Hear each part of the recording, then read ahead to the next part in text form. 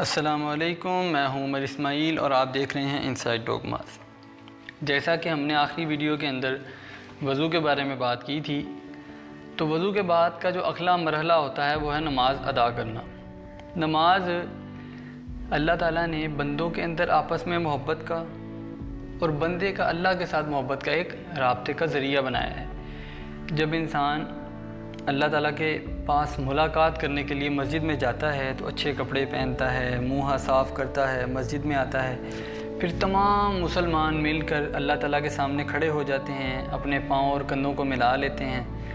پھر امیر کا، غریب کا، ماتحت کا، افسر کا، کالے کا، گورے کا، کوئی فرق نہیں رہ جاتا، سب ایک ہی صف میں مل کے کھڑے ہو جاتے ہیں تو اللہ تعالیٰ کو بہت اچھے لگتے ہیں۔ جس طرح ماں باپ آپ بچوں کو اکٹھے بیٹھ کے کھانے پہ، کام کرنے پہ پسند کرتے ہیں نا، اسی طرح بچوں اللہ تعالیٰ اکٹھے نماز پڑھنے کو بھی بہت پسند کرتے ہیں۔ پھر نماز جب شروع کرتے ہیں تو سب سے پہلے دونوں کانوں تک اپنے ہاتھوں کو لے جاتے ہیں، پھر تکبیر تحریمہ یعنی اللہ اکبر کہتے ہیں، اس کا مطلب ہے اللہ سب سے بڑا ہے۔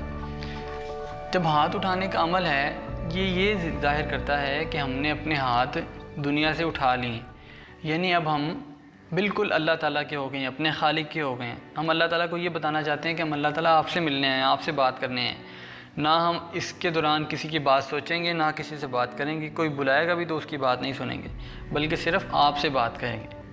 اس کے بعد ہم اللہ تعالیٰ کے حضور کھڑے ہو کے سب سے پہلے ثنا پڑھتے ہیں۔ ثنا اور اس کا مفہوم یہ ہے کہ ہم نے جب نماز شروع کر لی، کانوں تک ہاتھوں کو اٹھایا، اللہ اکبر کہہ کے ہاتھ باندھ لیے، تو اپنے دائیں ہاتھ کو بائیں ہاتھ پہ رکھ لیا، تو ہم نے ثنا کے الفاظ اس طرح کہنے ہیں: سبحانک اللہم، اے اللہ تو پاک ہے، وبحمدک، ہم تیری حمد بیان کرتے ہیں، تعریف بیان کرتے ہیں، وتعالی جدک، اور تیری شان بلند ہے، ولا الہ غیرک، اور تیرے سوا کوئی عبادت کے لائق نہیں۔ میں ترجمہ صرف اسی لیے ساتھ بتا رہا ہوں تاکہ آپ کو نماز پڑھنے میں مزہ آئے، اس کا مطلب سمجھ آئے۔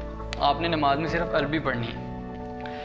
یہ سارے مطلب کو سمجھانے کا مقصد آپ کو صرف اللہ تعالیٰ کی شان کے بارے میں، بڑائی کے بارے میں بات کو سمجھانے کے لیے، آسانی کے لیے میں ساتھ ساتھ آپ کو ترجمے میں بتا رہا ہوں۔ اب اللہ تعالیٰ کو ہم کہتے ہیں اللہ تو پاک ہے۔ پاک کا کیا مطلب ہے؟ کہ ایسی ذات ہے اللہ تعالیٰ جو ہر عیب سے پاک ہے، جس میں کوئی کمزوری نہیں ہے، کوئی نقص نہیں ہے۔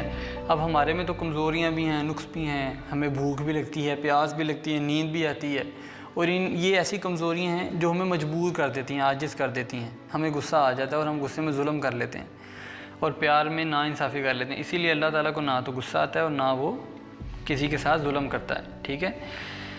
اللہ تعالیٰ کا کوئی رشتہ دار بھی نہیں ہے، وہ ہر عیب سے پاک ذات ہے۔ اس کے بعد ہم ثنا کے بعد پڑھتے ہیں اعوذ باللہ من الشیطان الرجیم، اس کو تعوذ کہتے ہیں۔ میں اللہ تعالیٰ کی پناہ چاہتا ہوں شیطان مردود سے، یہ اس کا ترجمہ ہے۔ پھر بسم اللہ الرحمن الرحیم، یعنی شروع اللہ تعالیٰ کے نام سے جو بڑا مہربان نہایت رحم کرنے والا ہے۔ یہ پڑھنے کے بعد ہم لوگ سورہ فاتحہ پڑھتے ہیں۔ الحمدللہ رب العالمین، سب تعریفیں اللہ کے لیے ہیں جو تمام جہانوں کا مالک ہے۔ الرحمن الرحیم، بڑا مہربان نہایت رحم کرنے والا ہے۔ مالک یوم الدین، بدلے کے دن کا مالک ہے۔ ایاک نعبد و ایاک نستعین، اے ہمارے رب، ہم صرف تیری ہی عبادت کرتے ہیں اور تجھ سے ہی مدد مانگتے ہیں۔ اہدنا الصراط المستقیم، ہمیں سیدھا راستہ دکھا۔ صراط الذین انعمت علیہم، ان لوگوں کا راستہ جن پہ تیرا انعام ہوا۔ غیر المغضوب علیہم ولا الضالین، نہ غضب کیا گیا ان پر اور نہ ہی وہ گمراہ ہوئے، یعنی ان لوگوں کا راستہ جن پہ نہیں تو نے غضب کیا ہو اور نہ ہی وہ گمراہ ہوئے ہوں۔ پھر ہم کہتے ہیں آمین، اے ہمارے رب ان سب چیزوں کو قبول فرما۔ یہ سورہ فاتحہ اور اس کا ترجمہ ہے۔ سورہ فاتحہ پڑھنے کے بعد ہم لوگ ایک چھوٹی سی سورت پڑھتے ہیں، جیسے ہم قل هو اللہ احد، آپ کہہ دیجئے کہ وہ اللہ پاک ہے۔ اللہ الصمد، اللہ بے نیاز ہے۔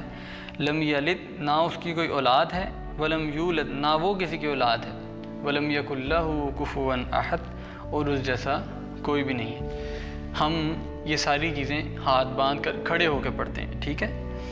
اب اس کے اندر صرف ایک چھوٹی سی بات سمجھنے والی ہے کہ ہم نے کہا ہے کہ اللہ تعالیٰ بے پرواہ ہے، بے نیاز ہے۔ اللہ الصمد کا مطلب ہم نے کہا اللہ تعالیٰ بے نیاز ہے۔